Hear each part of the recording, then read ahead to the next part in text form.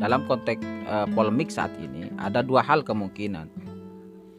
Bisa jadi para lam yafrikin nasu bainal audi wal hatabi, sebuah pertemuan yang mungkin dari awal sudah banyak orang yang mengharapkan antara pertemuan dari kedua tokoh ini, yaitu Kiai Haji Imaduddin dengan Kiai Haji Ali Badri.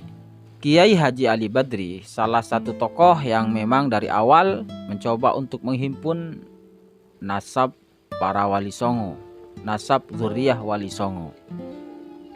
Dan banyak pengalaman yang sudah didapatkan oleh beliau, terutama di saat menghadapi Robito Alawiyah, para habaib, sehingga banyak cerita yang dia dapat dari pengalaman-pengalaman sebelumnya. Lalu kemudian Kiai Haji Ali Badri ini kembali viral sosoknya ketika ada kajian Kiai Haji Imaduddin yang meneliti nasab Alawi dari sisi kitab-kitab nasab. Terkait sikap beliau ya proporsional lah. Beliau secara ilmiah mendukung kajian Kiai Haji Imaduddin, walaupun sikap beliau mengambil jalan untuk husnudzon terhadap para habaib. Husnudzon terhadap para habaib ini sebagai zuriyah Nabi. Tetapi by data beliau mendukung, karena ini sebuah kajian ilmiah.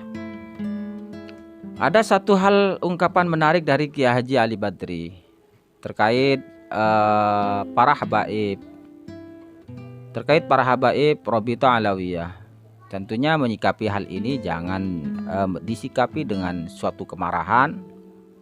Boleh jadi ini suatu proses di mana Allah Ta'ala tetap memberikan kemuliaan kepada para habaib. Kemuliaan para habaib yang tidak pernah membanggakan nasab, mereka akan semakin harum, semakin dimuliakan. Ya sebaliknya.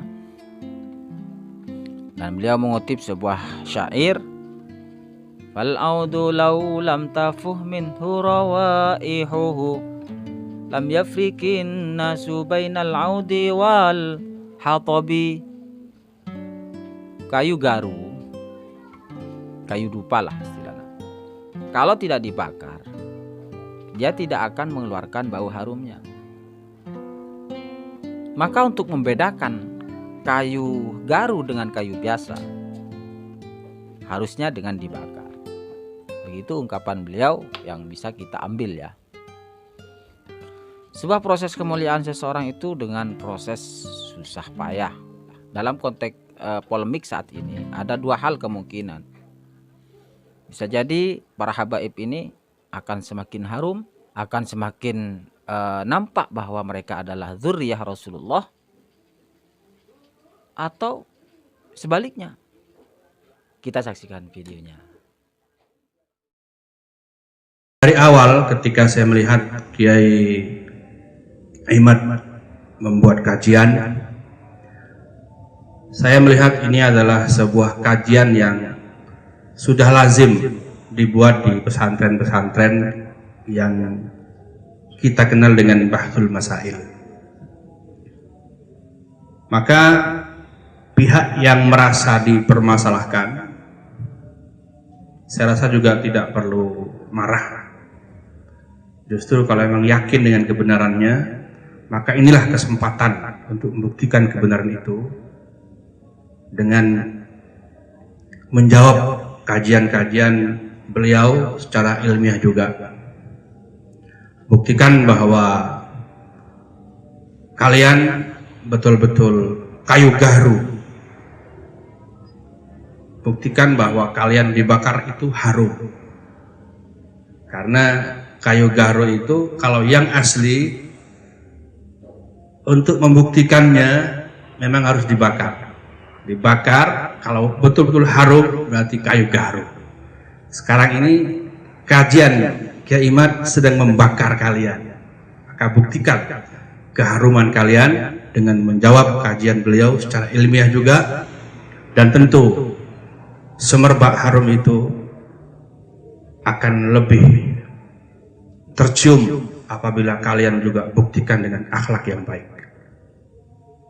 Dan sekali lagi, sampai saat ini saya tetap husnuzon bahwa nasab Ba'lawi adalah seperti yang kalian yakini, tanpa mengurangi dukungan saya kepada semisal Kiai Imad untuk meneliti, karena penelitian itu adalah hal yang lain.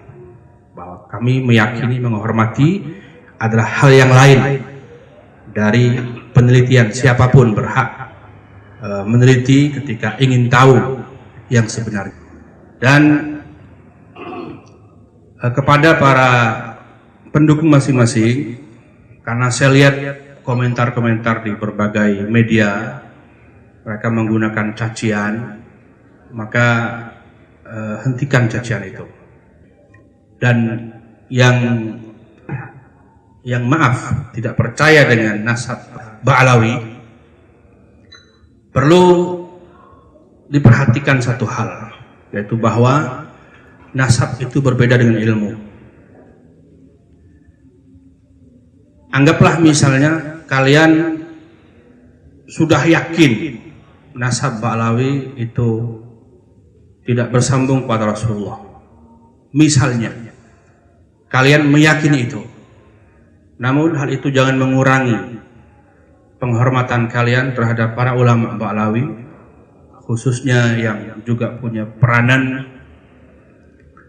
di negeri ini, baik langsung datang berdakwah di sini maupun mereka berdakwah melalui kitab-kitab mereka, bahwa dari keluarga Ba'lawi telah lahir orang-orang mulia yang punya peranan dalam dunia dakwah, yang juga dinikmati oleh orang-orang Islam Indonesia, semisal Al-Habib Abdullah Al-Haddad.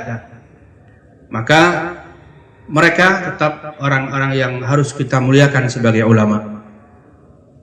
Jangan kemudian adanya oknum-oknum yang tidak bertanggung jawab, yang bahkan mungkin mencemarkan nama baik keluarga, jangan membuat kita kurang menghormati, memuliakan para ulama yang betul-betul tulus berjuang di kalangan mereka, khususnya para ulama yang betul-betul menjadi guru bagi ulama-ulama kita, sehingga berarti kita juga punya sanad ruhani kepada mereka, khususnya yang tadi saya sebutkan, yaitu Al-Imam Abdullah Al-Haddad.